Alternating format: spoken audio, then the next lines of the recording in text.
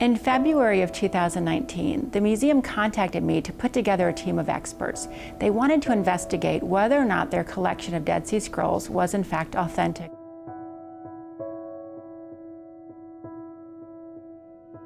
This project was initiated because since 2002, many previously unknown textual fragments inscribed in Hebrew and Aramaic have surfaced on the antiquities market. They were believed to be newly discovered biblical artifacts belonging to the canon of the Dead Sea Scroll discovery. The Museum of the Bible curates over a dozen of these fragments, and 13 were published by a team of scholars. At the time of publication, no full-scale scientific examination of the post-2002 fragments had been conducted. Scholars have expressed growing concern about the authenticity of these fragments.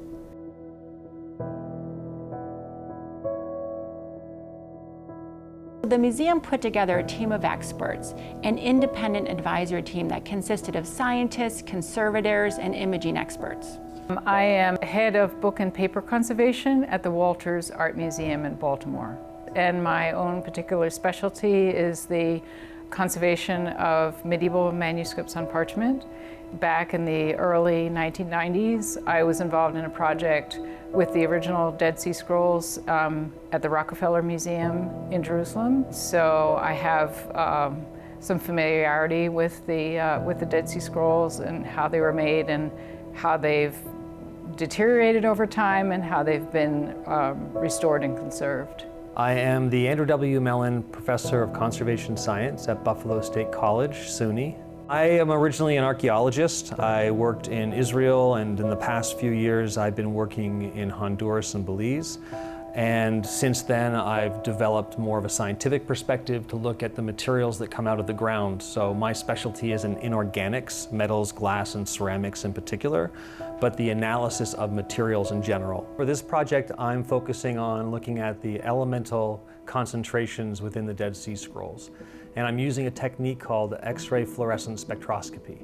It's a machine that allows you to look at the elements that are inside the Dead Sea Scrolls or any material you want to look at, and it produces a spectrum that indicates which elements are present.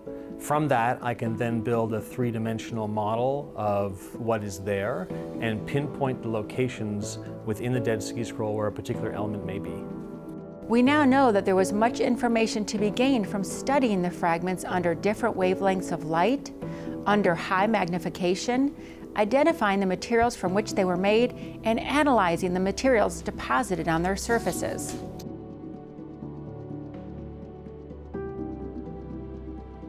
We started with imaging. Multispectral imaging was conducted on the fragments to collect information that was not visible with the naked eye. The team went about examining the fragments with both traditional and 3D microscopes, allowing them to examine each fragment and discover important clues about their material properties. One thing we're doing is trying to understand whether the support material was actually parchment or whether it's leather. Our research focused on the substrate or writing surface material, the ink that was used to write the lines of scripture, and the surface deposits that had accumulated on them as a result of time and storage. A subset of the collection was then selected and sampled for a full elemental and molecular profile. The process is fairly simple. There's the machine which is mounted on a platform. The actual bed of the machine moves back and forth in an X and Y direction so we can capture information in a two-dimensional map space. And attached to that is also a helium flow, and the helium allows us to look at elements that are a little lighter in nature, so they don't have a lot of energy with them, and the air itself can stop those elements from reaching the detector in the machine.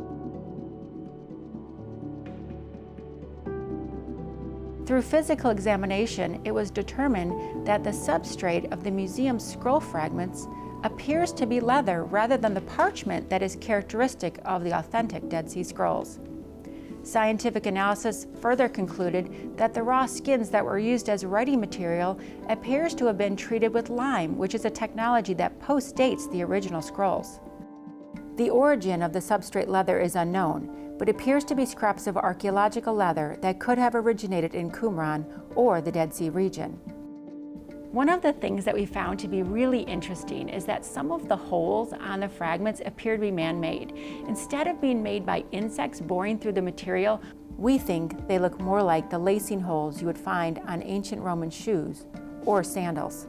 There was so much physical evidence that made it obvious to us that someone had taken old material and simply applied modern ink in the form of scripture in order to make them look like they were authentic Dead Sea Scrolls. As we can see here, ink is going across and into deep cracks in the substrate. The ink is also skipping over high points of the grain layer and waterfalls off the edges of the fragments.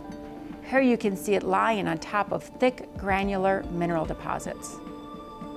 Obviously, 2,000 years ago, scribes would have used clean parchment for their writing. We also noticed abnormal ruling lines were evident on some of the fragments. Also seen here, a variety of loose mineral deposits were scattered over the fragments after writing, perhaps even before the ink had dried, in order to give the impression that these were authentic Dead Sea Scroll fragments that had come from the Qumran caves and had been buried there for centuries.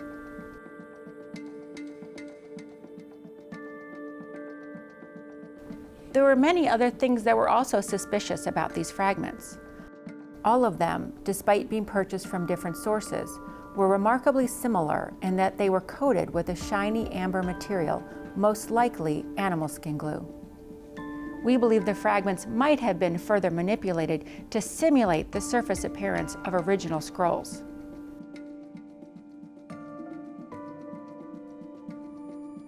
We can conclude, and in fact we unanimously agreed, that none of the fragments in the Museum of the Bible's collection are in fact authentic. Not only are they not authentic, they are deliberate and clever forgeries designed to look like original Dead Sea Scrolls. It's not welcome news, but there's a really positive outcome here. And the positive outcome is that the museum has sponsored this rigorous scientific protocol. And this protocol can be used by other museums and institutions that have questioned fragments in their collections. So in that way, the field benefits from all this research and from all the transparency that the museum is committed to.